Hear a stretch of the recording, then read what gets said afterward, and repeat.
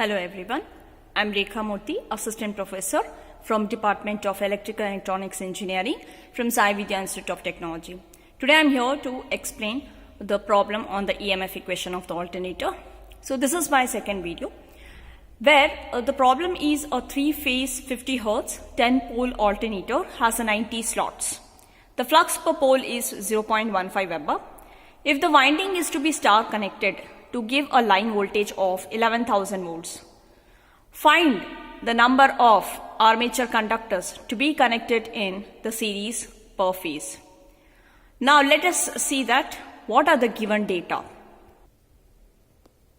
The data is 10 pole which has 90 slots and the flux per pole is 0.15 Weber, and here it is star connection with a line voltage of 11,000 volts. Now let us note it down.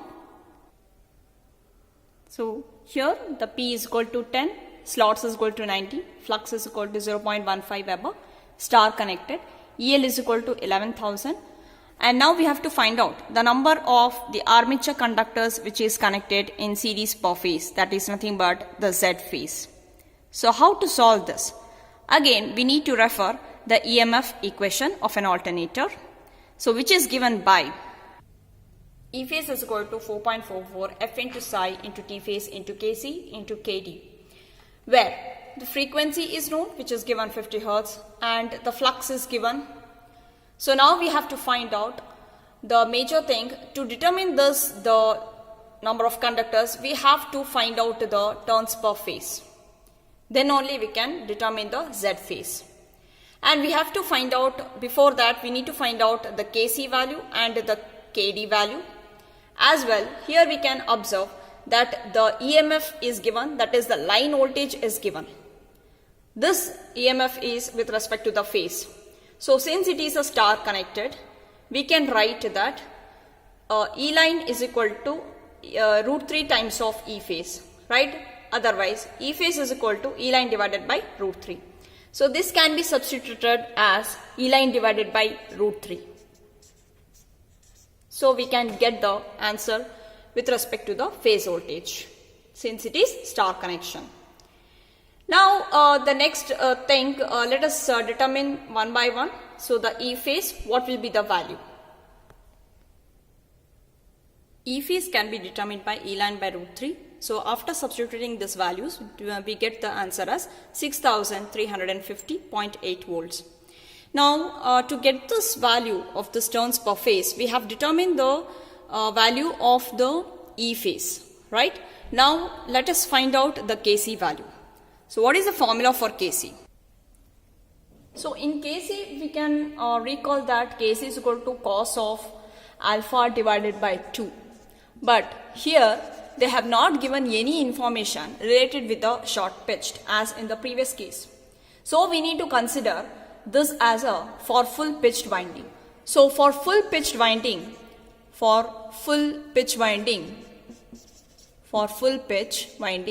Kc value will be 1, right? Okay. So now Kc will be substituted as 1. Now coming to Kd. So what is the formula for Kd? Kd is given by sine of m beta divided by 2 whole divided by m into sine of beta divided by 2. So as I shared in the previous video, what is m? M is the slots per pole per phase, right? Okay. So before I start with the slots per pole per phase, you should know what should be the value of the slots per pole. Okay. So that is given by n is equal to slots per pole. So in the given problem, how many slots they have given? They have given the slots as 90 divided by the number of pole is 10.